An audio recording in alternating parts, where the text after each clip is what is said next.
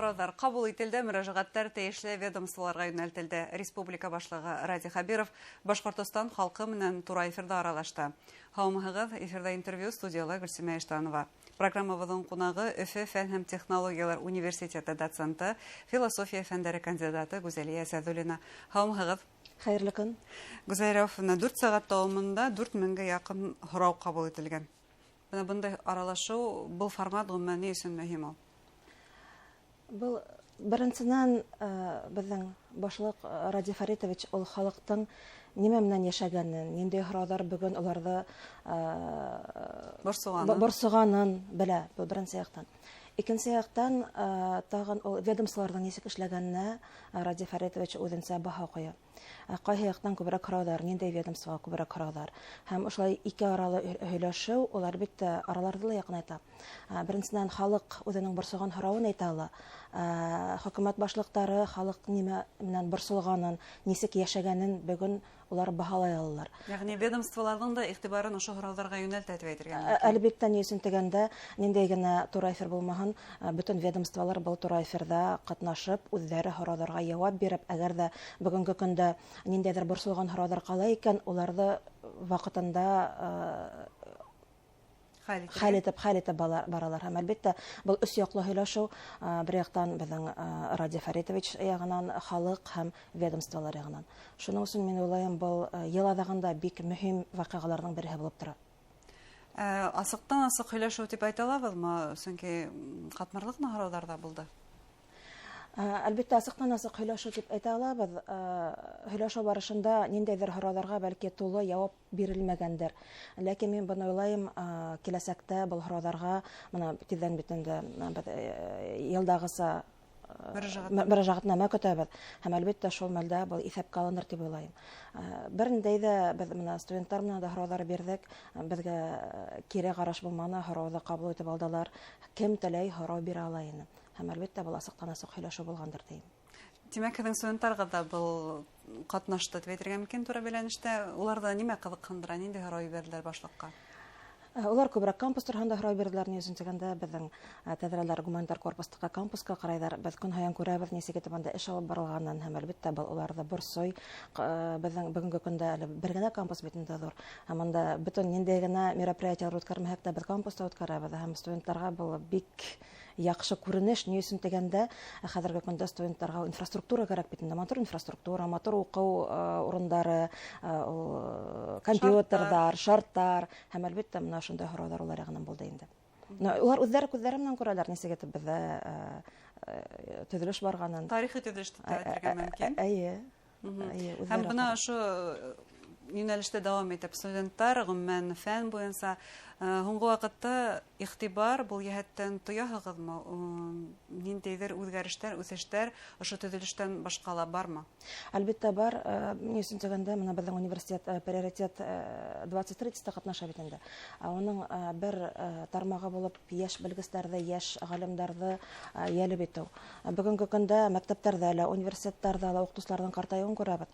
Һәм йәштәр килеү өсөн бик күп эштәр алып бара. Аларға яңы льготалар, уларҙың зарплаталарын күбәйтәләр, ҙур ғына гранттар бирәләр. Был осаҡтан бик күп йүнәлештәр алып барала. Һәм йыл уҡытыусыһы мәктәптәрҙә, яңы мәктәптәр асылалар, шарттар үҙгәртелә. Һәм бөтәһе лә был бик яҡшы йүнәлештә бара дип уйлайым. Нисек һуң әлеге ваҡытта вуз уҡытыусыларының йәшәрәме коллектив һеҙҙең? Әле был киләсәккә башҡарыла торған эшме? Был киләсәккә, ни өсөн дигәндә, мәктәптә уҡытҡан уҡытыусыларҙы тиҙ йәшәртеп була. Вуз уҡытыусыларына килгәндә инде был ауырыраҡ. Ни өсөн дигәндә, вуз уҡытыусы булыр өсөн һин көндөә диссертация һаҡларға тейешһең. Ул 5 йыллыҡ түгел, ул 10-15 йыл. Бөгөнгө көндә, мин хәҙер шатланып әйтәм инде, мин 2007 йыл кафедраға уҡытырға килдем эшкә. Былтырғы йылға тиклем мин иң йәш кандидаттарҙың береһе инем. Быйылғы йылда беҙҙең яңы кандидаттар был статусты алдылар. Һәм мына тоже яҡшы күренештәрҙең береһе. Бүгенге көндә беҙҙең кафедрала 25% уҡытыусылар, улар йәштәр булып торалар. Гуманитар фәндәр буйынса? Гуманитар фәндәр буйынса. Ғәҙәттә гуманитар фәндәр ситтәрәк ҡала? Гуманитар фәнгә гел ситтәрәк ҡала. Яңы шул етеп барабыҙ инде уларҙың талаптарына. Һәм әлбәттә бик күп эштәр эшләнелә йәштәрҙе йәлеп итер өсөн. Мәсәлән, нинди эшләрдә һанап үтерһегез? Яңракынан безнең 6 укытучы грант алды. 6 преподаватель, ул бик күп миллионлы грант алдылар. Студентлар моны яңракына бүген генә кайттылар. Безнең 8 студент фундаменталь фәннәр буенча олимпиада булды. Безнекеләр 3нче урын алдылар 33 вуз араһыннан. Беренче ул Дальневосточный университет, икенче Мерея, өченче безнең университет. Һәм әлбәттә улар моны һөйләшә барганда ла күбеһе улар фән юлын дәвам итәргә теләйләр. Улар химиктар, физиктар, информатиктар, математиктар. Һәм әлбәттә бу күзләре янып тора димәк. Күзләре янып тора. Һәм буларның баргандарның күбеһе алар еганы зур балга язгандар иде. Һәм шул тоже моны куанычлы хәлләрнең бере булып тора. Бүгенге көндә республикала зур еге балдары менән укучылар калалар. Беренче еллык без нимә күзәтәйник? Улар Улар башкалага китәләр. Башкалага күрше төбәкләргә китәләр инде. Һәм әлбәттә бында инде безнең ректорның эшмәкәрлеге Ради Фаритовичтың ни өчен дигәндә, әгәр дә улар зур югары баһа менән киләләр икән, улар бездә стипендиялар, безнең ректорский стипендия бар, главаның стипендияһы бар. Әгәр дә һин югары бал менән киләһең икән, мәсәлән 100 бал менән, һинең анда бер тапкыр алына торган, ел буена алына торган стипендиялары бар. Һәм улар бүгенге көндә бик һәйбәт кенә стипендия ала дип әйтермен. Мен үземнең кызымдан алып әйтәм. Бик мөмкинлекләр бар яшьләр. Мөмкинлекләр бар. Әйе. Шу олимпиадага барганда ла аларга яшәү, түләү бөтенләй менән университет каплай. Эшләлә укы, бөтенләй нәйләр инфраструктурала бар. Акса ягыннан да дөйм ятактар яңыртыла. Һәм шул бер күренеш булып тора инде фәндә лә, үстерүдә лә бер безнең башлыктарның, безнең ректораттың бер эшмәкәрлеге булды. Гүзәл Рәфуна, берәүмсә һеҙҙең кампуста студенттарығыҙ бары тик фән менән генә шөғөлләнмәй. Улар йәмәғәт эше менән дә, ирекмәнлек эше менән дә үҙем шөғөлләнә. Студенттарығыҙҙың ошо йүнәлеше буйынса ла һөйләп китһәгеҙ ине. Әлбәттә, беҙ был битендә әйтеп әйтәбеҙ, тик уҡып ҡына ултырмайҙар, бүтән йүнәлештәре социаль проектирование буйынса күп эшләйҙәр. Һәм менә мин уже ноябрҙан алып, 1 ноябрҙан ирекмәндәрҙең, университетта ирекмәндәрҙең, студенттарҙың башлауы булып торам. Беҙ бик күп эш алып барабыҙ. 2 декабрҙа Валентин Николаевич Солодовник, безнең проректор по воспитательной деятельности и молодежной политике, яңыраҡ ҡына Украинаға гуманитарный помощь алып барып килде. Ул гуманитарный помощьты безнең студенттар һәм уҡытыусылар йыйҙанды. Мотоциклдар, тепловизорҙар, бик күп кенә ярҙам безнең һалдаттарға күрһәтелә. Һәм шул уҡ бүтән яҡтан да анда ҡайһы ваҡытта теге кишер киптерәләр, сөгөлдөр киптерәләр, су эшләйҙәр, кипкән су эшләйҙәр. Килгән һалдаттарҙы ҡаршы алалар, уларға ярҙам итәләр. Был юҫыҡта бик күп эшмәкәрлек алып барыла. Свой ғынан ғына түгел, бүтән яҡта ла яңыраҡ ҡына бизнес форум булып китте, унда ла беҙҙең студенттар ирекмән булдылар. Голос поколения преподаватель үтте, ул Россия буйынса яңыраҡ ноябрҙа конгресс холлда, һәм унда ла беҙҙең студенттар эшләнеләр. Бүтән яҡтан улар уҡыу яғынан ғына түгел, шу социаль яҡтан, йәмғиәт эшендә лә бик әүҙем ҡатнашалар. Ғөмүмән, кем ул ирекмән? Нисек тәрбиәләйһегеҙ үҙегеҙҙә ирекмәндәрҙе? Ирекмәнде тәрбиәләр өсөн һин үҙең аларға ниндәйҙер бер пример булырға тейешһең. Беҙ әйтәбеҙ битендә теге образ булдырырға тейешһең ниндәйҙер. Беҙҙең Валентин Николаевич әйтеүе буйынса, ирекмәндәргә, улар бит үҙҙәре теләп киләләр. Һәм уларҙың мына килгән теләктәрен, янып торган күҙҙәренә нисектер юл табып, уларҙы артабан үҫтерергә кәрәк. Был юҫыҡта бик күп эшләнелә, мына тиҙҙән ирекмәндәр форумы була беҙҙең республикала, уларға уҡыу, акселераторҙар, ирекмәндәр мәктәбе бик күп эш алып барыла.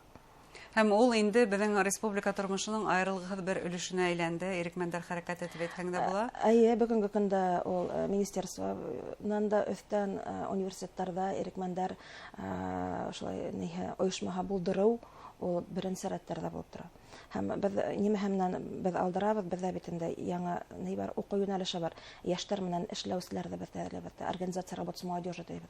Һәм бөтәһен студенттар шул направление уҡығандар, бөтәһе лә шул ойошма булдыралар, ирекмән булып торалар. Ни өсөн дигәндә, улар йәштәр менән эшләй белергә тейештәр. Ни өсөн йәштәр менән эшләү ул мөһим? Сөнки бындай айрым һөнәр юк ине. Хәзер һез белгесез Хәзер мөһим ни өчен дигәндә советтар осорында моны пионерия комсомол булды. Айрым оешмалар яшьләр белән идеологик яктан, политик яктан, бөтен яктан эш алып бардылар. Һәм моны шул эшмәкәрлек моны 90 елларның адагында ул бөтеп калды. Һәм бүгенге көндә яшьләрне тыңлайлар. Яшьләр үзләренә күрә бер идеолог булырга тиешләр. Хәзер идеология юк бит инде. Но шулай да моны безнең Россия президентының 809 указы буенча анда 17 традицион кыйммәт бүген бар анда патриотизм, илһөярлек, үзеңнең илеңә хезмәт итү күп кенә 17. Һәм шул безгә яшьләрне тәрбияләүдә бер зур основа булып тора бит инде. Һәм моны без үзебезнең студентларны шуга күрһәтәбез, шул кыйммәтләрне нисек итеп үзеңдә булдырырга һәм нисек итеп шуны яшьләрдә дәвам итһеннәр өчен, яшьләр аларны кабул итһеннәр өчен. Менә шундай эшмәкәрлек алып барабыз һәм менә шуның береһе ул ирекмәннәр.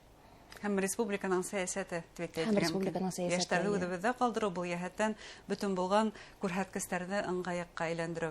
Гүзәлов, сынлап та был мөрәҗәгать, был очрашу ул мөрәҗәгатнамә алдыннан үткәрелде. Был аднала без Ради Хабировтың дәүләт йылышы корылтайга мөрәҗәгатнамәһен көтәбез. Нисек уйлыйсыз, үзенә ниндидер һыгымталар республика башлыгы яһана микән мөрәҗәгатнамәһендә ошо очрашу, ошо һөйләшү юнәлешләре сагылырмы? Әлбәттә, әгәр дә кемдер был очрашуда карагандар, алар күргәндәрдер, ниндидер сорауларга җавап бирә алманалар.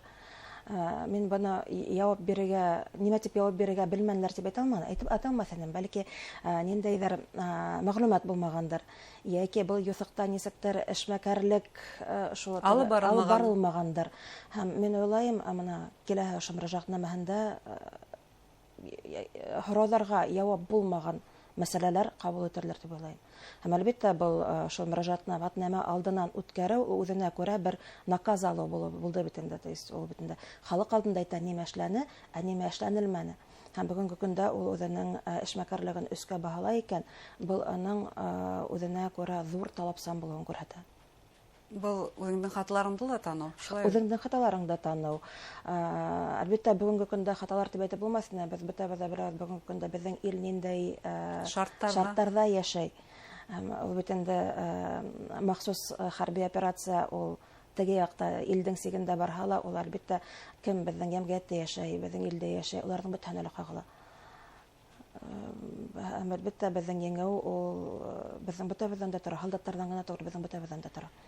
Һәм бу сорашу ул максатларда билдәләү өчен дә. Максатларда билдәләү өчен безнең республика башлыгына үзенә ниндидер наказ алыр өчен, яңа юнәлешләрен табыр өчен һәм әлбәттә сорауларның әгәр дә нинди сорауларга җавап юк икән, шул юсыкта эшмәкәрлекте көчәйтүгә алып бара инде. Зур рәхмәт әңгәмәгезгә.